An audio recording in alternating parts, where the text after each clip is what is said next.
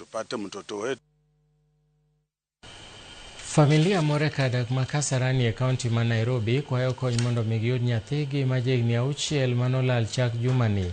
Nyathino ero mong'ere kaka Ethan Ndebu Wathigi ni kod ng'ol mar obwongo mar autism kendo wuoyo bende ok onyal loso makare.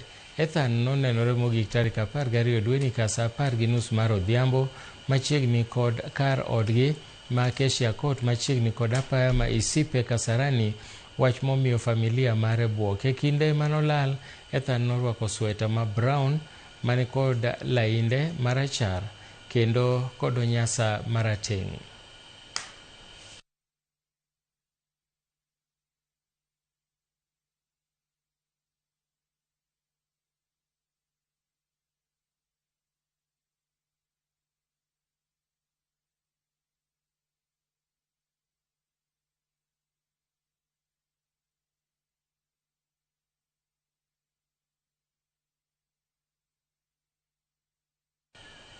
Jopiny e gweng' ma Akala ywago reyo kaluwore gi gino ma giwacho